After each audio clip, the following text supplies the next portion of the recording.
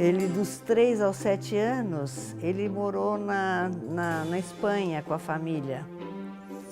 E depois voltaram para o Brasil, custaram um pouco, porque foi a guerra, a Primeira Guerra, né, mundial, e não conseguiam vir para o Brasil. Mas meu avô, o pai dele, espanhol, estava com muitas saudades daqui. O pai dele era um atacadista de cereais. Aliás, foi um dos fundadores da Cooperativa Agrícola de Cotia. E aí, aqui em São Paulo, segundo eu sei, me contam, e ele também contava, era um menino extremamente valente, apesar da pouca altura, sempre foi valente, sempre foi moleque, e diz que quando brigava com alguém, com um outro menino, e o pai estava passando naquela hora, o pai simplesmente separava os dois, pegava ele pela camisa e levava ele para casa, mas não dizia um pio, não censurava nada. Lá no Coração de Jesus, ele também teve aulas de teatro. Inclusive, um companheiro dele, colega dele, foi o Rodolfo Maia, das Mãos de Eurídice. E então meu pai sempre dizia que fez teatro com Rodolfo Maia, mas depois o Rodolfo Maia seguiu a carreira de teatro e ele descambou para a medicina. Mas foi graças a isso, ao teatro que ele fazia, que ele diz que teve a facilidade de falar em público. Falava de improviso, era raro quando meu pai lia alguma coisa. Essa facilidade ele acredita aos salesianos. Bom, ele era eloquente, o que ele sabia falar em público, pouca gente sabe, viu? Ele falava em público muito bem, muito bem.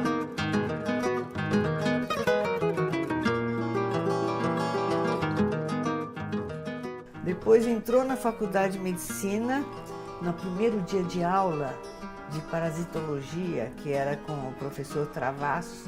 Quando acabou a aula, ele disse: professor, eu vou ser parasitologista, eu quero trabalhar com o senhor. Então vamos começar agora. Daí ele já sabia aquilo que ele queria ser.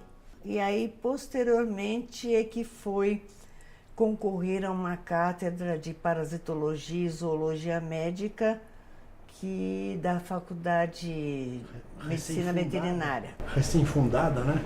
É o primeiro corpo docente. O primeiro corpo docente. Uma personalidade marcante, assim, voou, né? Você vê, com 27 anos o cara tinha uma cadeira, era chefe de uma cadeira, com 27 anos, com 37 era diretor. Era um homem de uma inteligência privilegiada. Era um homem que era de um equilíbrio emocional que eu até sempre digo. Eu fui aluna do professor Durval Marcondes, que introduziu a psicanálise aqui no Brasil, e ele era muito amigo do meu pai e dizia que o Zeferino foi analisado por Nosso Senhor Jesus Cristo. Esse equilíbrio não tirava a impulsividade, quer dizer, ele era muito naquilo que ele acreditava e queria, ele defendia com todas as forças. Ele tinha convicção e otimismo para chegar lá. Tem muitos trabalhos publicados na área de parasitologia. São 65 trabalhos publicados. E internacionalmente, ele fez trabalhos importantes em diversas áreas. E ele sempre se dizia um cientista. Aliás, ele dizia o seguinte: ele fez uma opção na vida, porque entre os colegas dele, ele tinha, por exemplo, o Fleury, que queria montar um laboratório na época. Então ele dizia o seguinte: o Fleury, vamos montar um laboratório, você é parasitologista, ele também tinha uma especialidade, acho que era parasitologista também, nós vamos montar um laboratório e esse pessoal vai mandar os seus pacientes para fazer, nós vamos fazer uma coisa bem feita. Ele disse: não, a minha opção não é pelo dinheiro, a minha opção é pela ciência e pelo fazer o bem para o Brasil. Aliás, ele transmitia isso para as pessoas, é por isso que ele conseguiu, junto à comunidade de Ribeirão Preto e junto à comunidade científica, trazer gente que pudesse contribuir realmente para a escola. E ele tinha credibilidade de fazer isso. E as pessoas, então, entravam naquele sonho dele. O centro médico, ele fazia às vezes de uma instituição acadêmica, porque eram aqui, a antiga sede, né, que aconteciam as reuniões científicas que reuniam os médicos da cidade. Então, com bastante frequência, vinham a Ribeirão professores da Universidade do Rio de Janeiro, de Minas Gerais e principalmente da Universidade de São Paulo. Inclusive, alguns desses professores depois se radicaram em Ribeirão e vieram a constituir parte do corpo docente da nova Universidade de São Paulo, campus Ribeirão Preto.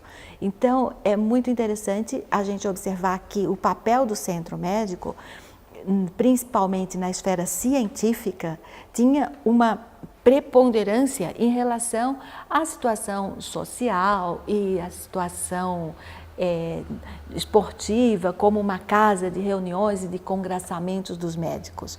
Então, ele tinha esse papel científico, porque as outras instituições, tinham os hospitais, a Beneficência Portuguesa, a Santa Casa, mas as reuniões científicas todas eram no centro médico. E, naturalmente, o que era relativo à saúde na cidade de Ribeirão era discutido com muita profundidade por esses nossos colegas daquela época. Nós tivemos, assim, a presidência de 44 até 48 do Dr. Cesário de Lima Horta.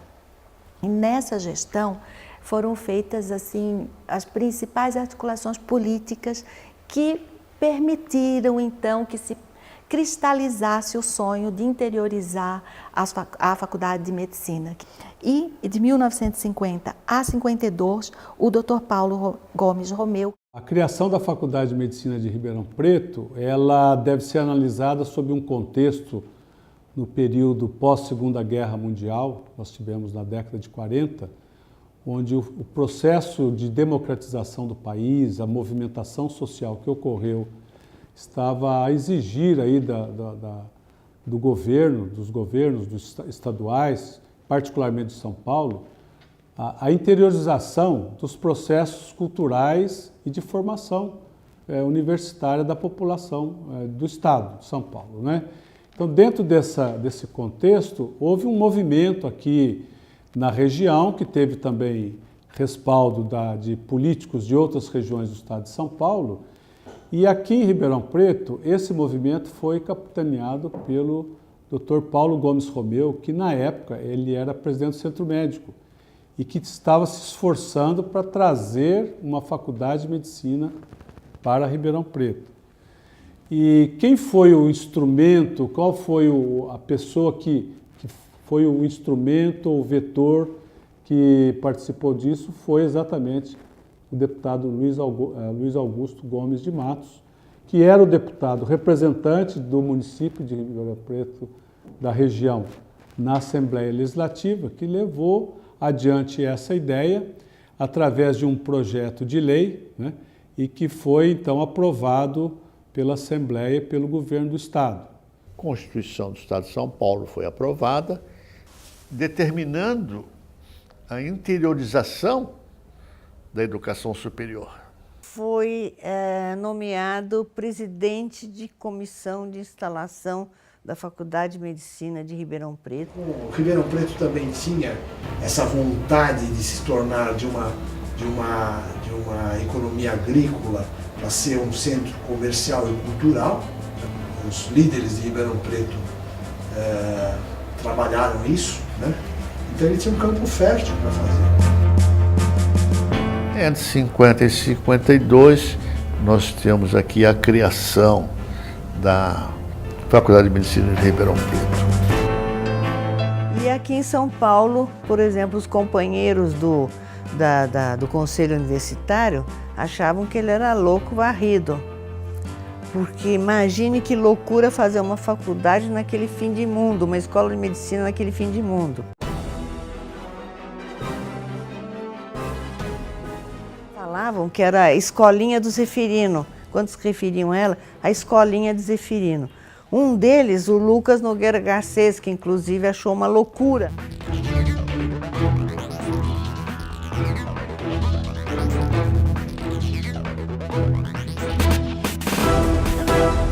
Ele dizia que ele aprendia com as pessoas. Quer dizer, ele não era o ser que soubesse tudo, pelo contrário.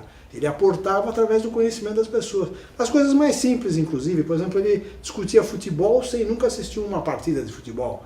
Mas ele sabia como é que estava o time tal, porque ele ouvia, ele conversava com o motorista, conversava com a faxineira, ele conversava com todo mundo. Tirava tudo que a pessoa podia fornecer para ele de melhor. Sabe, essa busca de conhecimento. Não era um elitista, né? Ele conversava com todos nós da mesma forma, com o professor, com os professores, com os alunos, com os funcionários. Ainda mais, ele conhecia, ele sabia o nome de todos nós. É lógico que ele gostava do belo pelo belo, apreciava a arte, mas era uma pessoa simples, inteiramente simples. Não era orgulhoso, era aliás, muito humilde até. A sala dele, que nós conhecemos bem porque a gente ia lá sempre. A gente acha até que era um aspecto demagógico. Porque o teto estava quase querendo cair, sabe? E ele ficava naquela sala assim, toda. Uma sala enquanto pequena. que ele tentava arrumar os outros departamentos, Uma sala pequena, pintar, uma coisa, arrumar. A dele ele deixava. Era assim, ele podia dormir numa cama, como se não tivesse a cama, ele dormia no chão do mesmo jeito. Se era para fazer uma cesta, ele podia fazer no chão, como fez muitas vezes, mesmo em Ribeirão Preto, no chão. Político, assim, ele conseguia ser um ótimo político. Tanto que conseguiu dinheiro, muito dinheiro da Rockefeller. Fundação Rockefeller. Ele trouxe aqui um dos 2 chefes da Fundação Rockefeller e vieram aqui visitar a Faculdade de Medicina. A Rockefeller Foundation passou a financiar as escolas médicas que resolvessem aderir ao modelo proposto pelo Flexner. Reduzido o número de alunos, qualificação do pessoal docente, regime de tempo integral. O meu marido foi um dos primeiros bolsistas da Rockefeller. Bolsas maravilhosas que hoje não existem. Era para o professor e para a esposa. Pagavam tudo. E bolsas de muito... dava bem para a gente viver no exterior. E nós ficamos 1 ano fora pela Rockefeller. Na França, o Pero estudou com a grande cirurgião francês Pierre Malegui. Ficamos 1 ano. E depois, mais para frente, uns 15, 20 anos para frente, tivemos uma bolsa para os Estados Unidos. Ficamos em Minneapolis. Ele estudou com também um cirurgião muito famoso, que na época era Richard Lillehei. Então foram estágios muito proveitosos.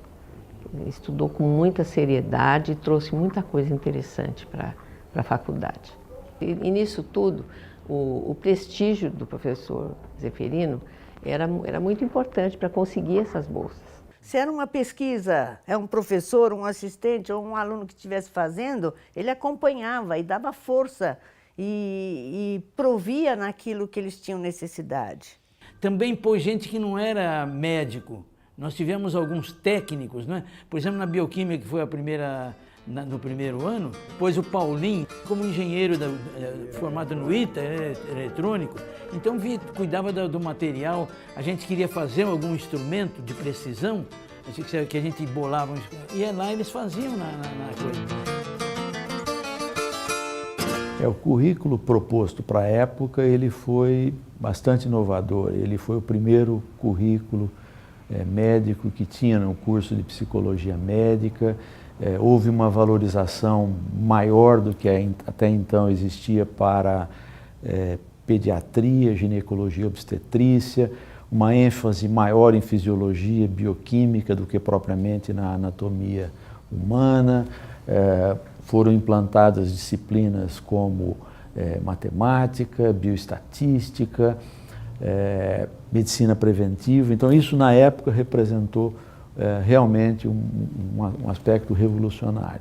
A cadeira de parasitologia, a que ele pertencia, que parece que era de 1 ano, no primeiro ano, foi diminuída, na ocasião, para 6 meses, algo assim.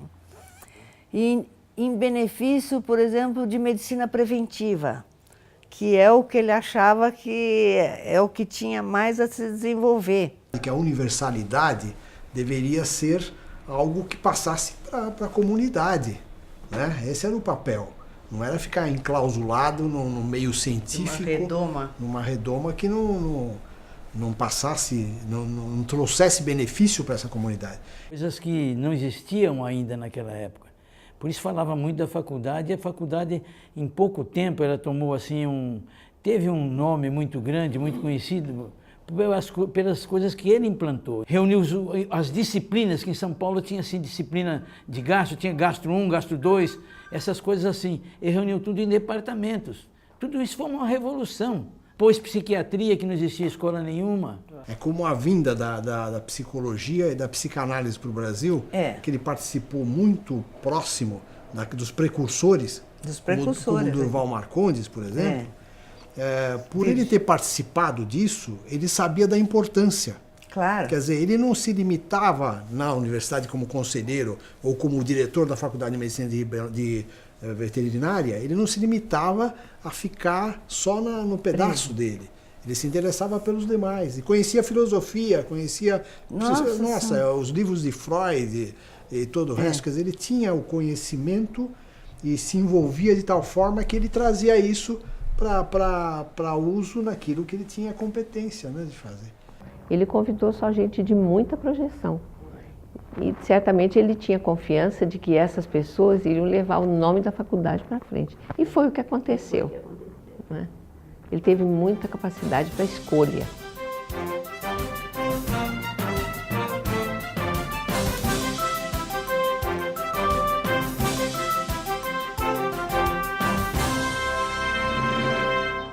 Apesar de ter a casa do diretor lá disponível, mas ele fez da casa do diretor uma biblioteca. Ele tinha necessidade, necessidade de vir toda semana para São Paulo, porque a Faculdade de Medicina não possuía uma congregação que pudesse resolver os problemas da faculdade dentro da própria faculdade. Ele ia para São Paulo, voltava, ele ia lá para arranjar as coisas para a faculdade.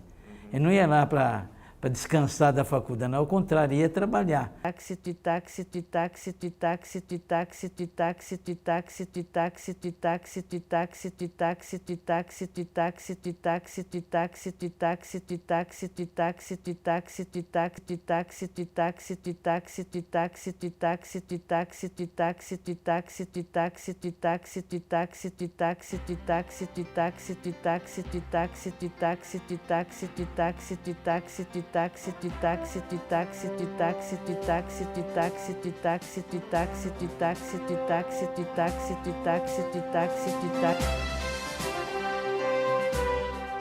E quando o dia o Cássio me contou que o Zeferino convidou para vir, através do Dr. Hélio Lourenço, vir aqui para Ribeirão, eu tinha acabado de construir em São Paulo, mas eu não...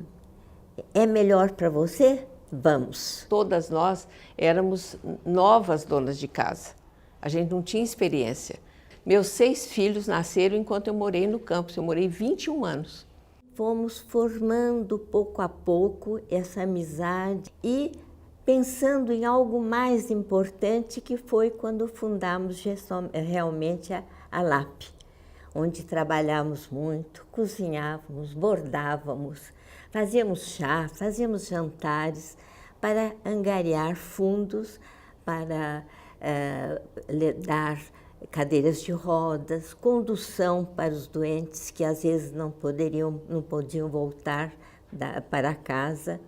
E a gente fazia também, nós fizemos almoço para congressos.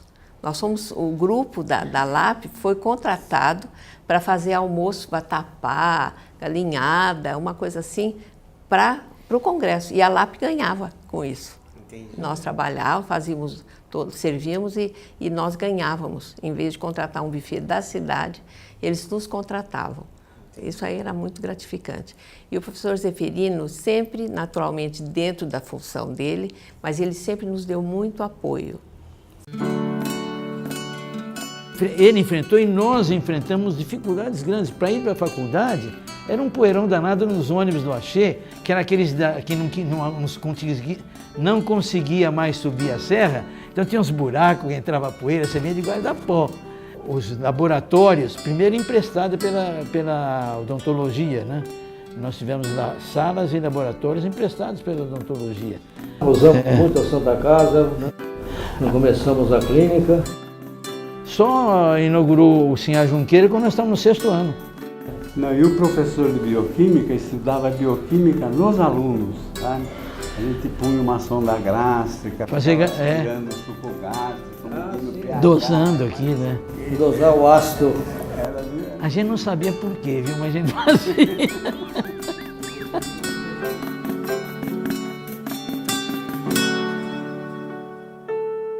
Era difícil fazer recrutamento no meio nacional de pessoas que tivessem o mesmo perfil do modelo. As clínicas que eles tinham lá em São Paulo, o Voisky vieram para cá. O Voisky era o melhor pediatra de São Paulo. Ele veio para cá. Largou uma clínica enorme para vir para cá. Atrativo, porque em São Paulo o pessoal estava acostumado com isso, né? Então ele, ao fazer o sistema, o regime tempo integral geográfico, né? Ele, de uma certa maneira, então ele trouxe, né, um monte de gente de lá. Na concepção dele, isso aí era uma coisa, tanto que a clínica civil, ela consta da lei de 1951. Antes do Hospital das Clínicas, já tinha a clínica civil na lei.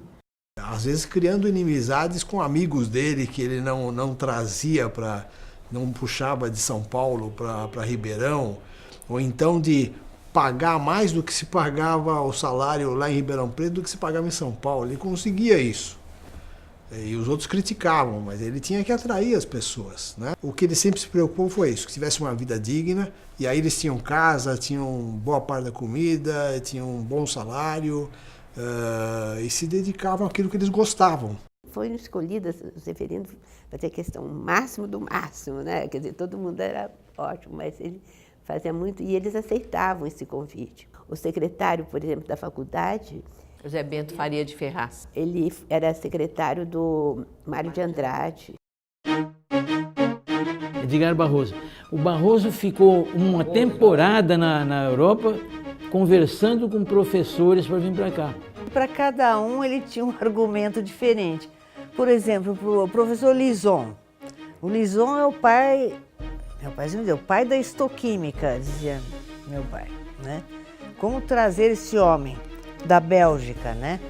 Bom, ele foi à Bélgica. Acontece que o Lison teve um filho único, que aliás já foi diretor da faculdade, né? E Michel, né? Então, ele tinha um filho único. O Lison, um homem muito rico e tudo na Bélgica. Então, como é que ele iria cativar? Quer dizer, o Lison estava apreensivo na possibilidade de uma terceira guerra mundial. Sempre com medo de uma guerra, que podia vir a qualquer momento. Para quem já passou a Segunda Guerra, aquilo era um terror. Basta dizer que ele saiu de lá com toda a mudança dele. A casa do professor Lison era um verdadeiro museu. E ele quis trazer tudo, móveis autênticos, tudo. Ele quis trazer tudo para cá. E assim veio a mudança dele de navio. Só que quando chegou aqui, para desembaraçar essa mudança, meu pai precisou falar do Horácio Laffer, que era ministro na época, era ministro. Então, só com ordem do Horácio Laffer que conseguiu desembarcar a mudança do Lison, que, por sinal, aquele vaso que está lá, ali, foi presente dele para o meu pai. Esse e um outro prato, segundo meu pai, é dinastia Mink, esse vaso. A minha intenção, quando prestei vestibular aqui, era falar, vou cursar faculdade de interior, que está começando e tal. Mas ele era um entusiasta tão grande que falava, eu vou fundar essa faculdade e ela vai ser um marco histórico na medicina nacional e quem sabe internacional.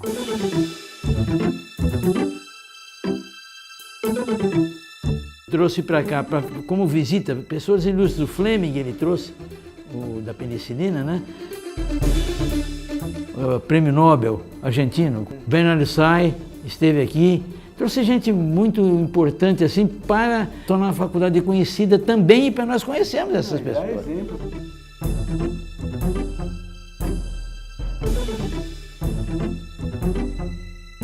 Eu acho que nós aqui fizemos um curso de medicina, por ser pioneiros, muitíssimo bom. O Zeferino foi, para nós, ele foi fabuloso mesmo. Ele era meio ditador, não é? Para tomar conta de uma porção de testas coroadas que ele trouxe, tinha que ser um pouco ditador. Tanto que muitos deles não reconheciam, assim, né? Não acham dele o que nós achamos. Porque ele era, realmente, ele impunha mesmo as coisas. O Zeferino interferia em tudo. Na formação do centro acadêmico, havia necessidade de escolher um nome. E nós tínhamos lá, entre nós, reunidos, tal, vamos pôr nome desse, daquele. Aí ele ficou sabendo e marcou uma reunião com toda a turma. E aí ele foi falar do Rocha Lima, que foi chefe dele nas pesquisas, né? E fez um orientador dele. Ele trouxe o Rocha Lima para Ribeirão e nós escolhemos o Rocha Lima. Olha a maneira sutil com que ele punha as coisas, né? Como é que ele ia falar? Não, vai ser o Rocha Lima, não é o César Lattes naquela época, não me lembro. Tinha uns nomes aí e tal. Aí ele fez o Rocha Lima. E o Rocha Lima foi no nosso centro acadêmico, careca, daquele jeito que ele era. Ele era, ao mesmo tempo, amigo e, ao mesmo tempo, era severo com a gente, né? Ele cumprimentava, tudo bem, mas sempre, né, não deixava a gente avacalhar a coisa, não. Logo que chegou o primeiro 11 de agosto, eu não sei o que deu na nossa cabeça que achamos que ia comemorar, que nem a Faculdade de Direito de São Paulo comemorava o 11 de agosto, o dia da pendura. E fomos todos lá para o Pinguim, bebemos e comemos à vontade, até que a gente falou, bom, muito obrigado, nós vamos embora. E o dono do restaurante era o seu Miranda, né? Ele foi lá reclamar, provavelmente, para o Zeferino. E o Zeferino reuniu a turma na sala de aula, foi severo, falou que isso não era assim, que primeiro a bobagem que nós estávamos fazendo de comemorar um dia que era de outra faculdade, né? E aí ele se prontificou a pagar a despesa para não haver repercussão nenhuma e não começar mal. E ele foi além. No ano seguinte, no aniversário da faculdade, ele deu um churrasco para que a turma não se dispersasse, não fosse a lugar nenhum. Ele criticou que o dia estava errado, mas no dia que realmente era a comemoração do primeiro, segundo aniversário da faculdade, ele fez uma festa. A gente respeitava o homem, nossa, ele era baixinho e punha um pouquinho de salto no sapato para ficar mais altinho, e a gente tinha muito respeito por ele.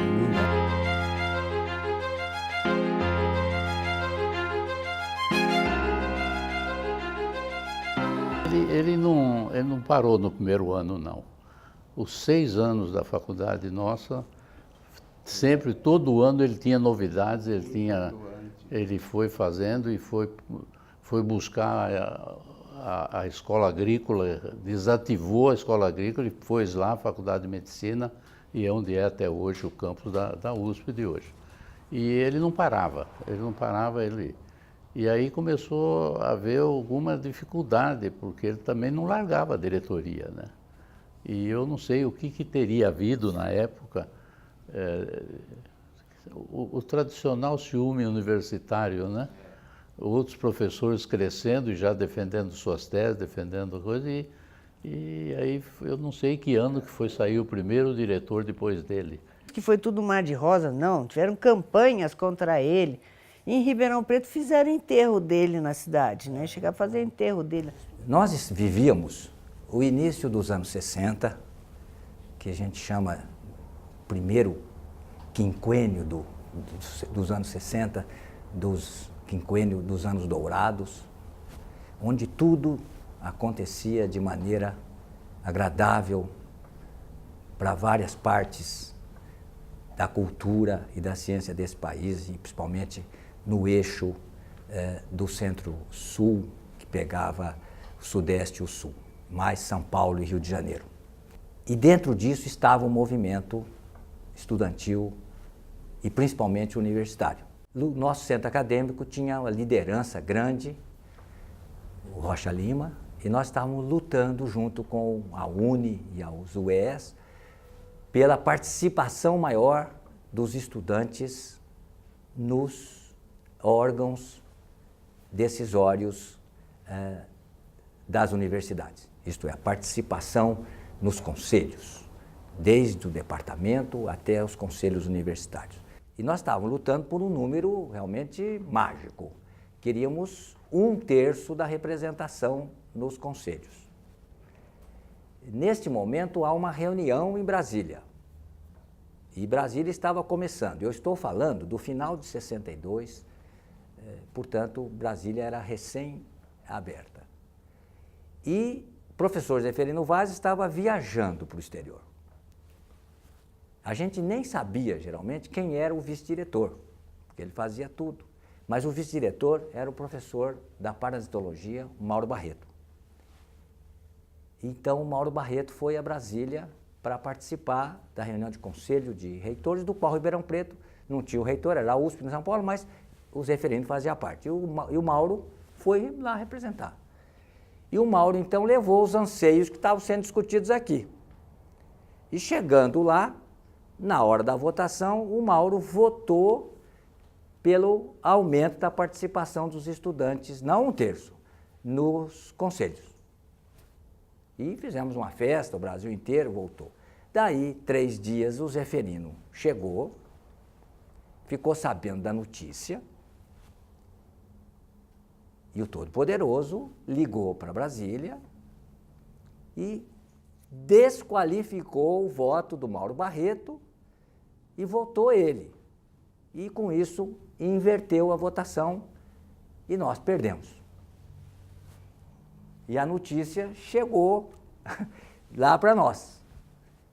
E faz uma assembleia e alguém apresenta um projeto, uma proposta de que tínhamos que dar uma resposta para o Zeferino, mostrando à cidade que não era assim. E a proposta que ganhou foi fazer um enterro simbólico do Zeferino. Começou o movimento ao contrário pelos professores, porque não queriam que isso acontecesse. Então, as aulas eram interrompidas para alguém lá, ou o próprio Zeferino falar, ou outro professor, para desfazer essa coisa, para os alunos tomarem posição ao contrário do que tinha sido tirado na Assembleia. Não conseguiram. E aí, então, organizamos o enterro. Saiu uma passeata com um caixão, simbolizando o Zeferino, e um grupo que saiu carregando velas acesas e tal, e tocando marcha fúnebre e tal, e chegamos até o centro ali na Praça 15, e aí começou aquela gritaria, bater palma e tal, e aí vieram as reações em contrário. E aí a Associação dos Comerciantes de Ribeirão Preto, que existe até hoje, o pessoal se reuniu para fazer um ato de desagravo ao Zeferino. E aí nós fomos lá para tentar bagunçar a reunião, vamos dizer assim. E não deixaram a gente entrar, foi uma confusão e tal. Nós saímos e eles votaram um desagravo ao Zeferino. Evidentemente que logo na turma seguinte a gente ter feito isso, na formatura, né, houve uma retratação ao Zeferino, dizendo que foi uma decisão que foi tomada pelo grupo por uma situação específica, o que não diminuía em nada o grande valor dele. Eu acho que Zeferino estivesse presente aqui, como eu não sou religioso nem espírita, então eu não imagino que ele possa estar aqui perto de nós, mas pode ser que ele esteja, pero sí, pero no, né? Ele também estaria rindo muito, fez parte do jogo. Ele fundou a faculdade e exerceu a sua diretoria durante 12 anos. A época da sua despedida, no dia 20 de março de 1964, a congregação da Faculdade de Medicina de Ribeirão Preto realizou sessão solene com a presença do magnífico reitor da Universidade de São Paulo, para entregar ao professor Zeferino Vaz o título de doutor honoris causa. Foi lamentado a saída dele, mas todo mundo sentia que estava chegando a hora dele passar o bastão para outro, né? Para a faculdade ser ela própria, né? Porque vai chegando uma hora que começa a não ter que trazer mais gente de fora. Tanto que eu, o Nelson, o Denizar, fomos todos, formamos, fizemos residência fora daqui e viemos como docentes aqui. E aí começou a formar o povo daqui de Ribeirão. A cidade começou a ter seus médicos formados em Ribeirão e a coisa foi evoluindo. Está aí a árvore da semente que ele plantou. Ele era o grande nome empreendedor para ser reitor da USP. Acontece que o interior não tinha poder para chegar lá, apesar dele ser de São Paulo. Ele percebeu que ele não tinha a chance de chegar a reitor da Universidade de São Paulo, pelo jogo político que tinha.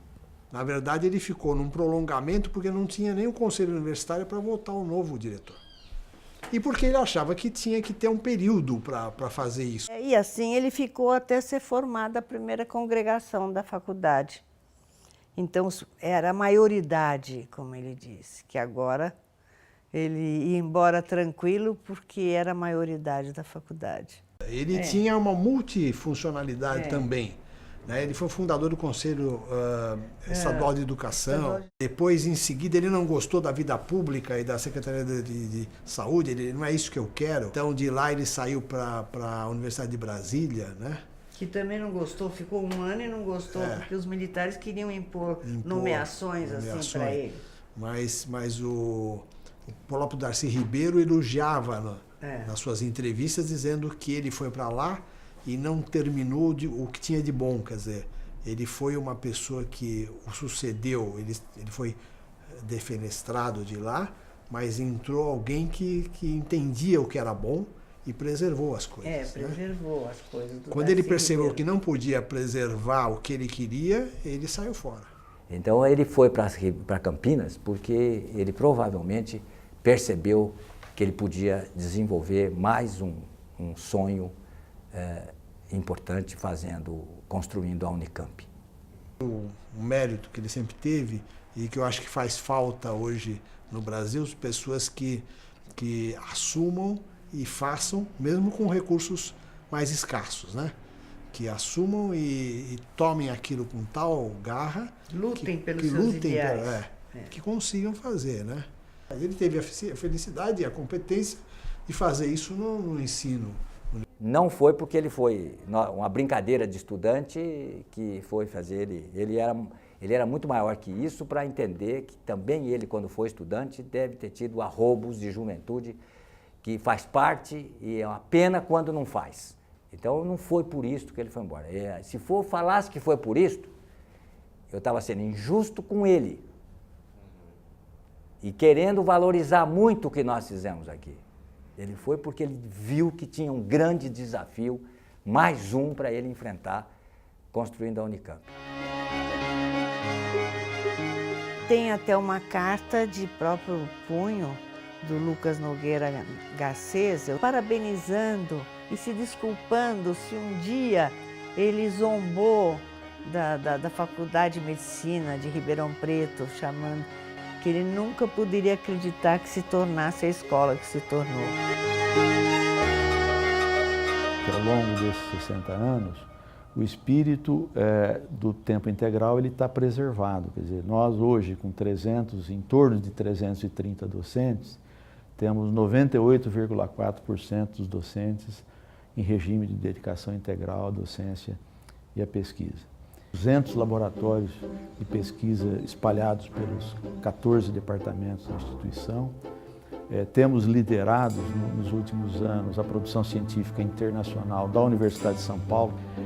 Nós temos uma pós-graduação bastante forte, com 16 programas de pós-graduação.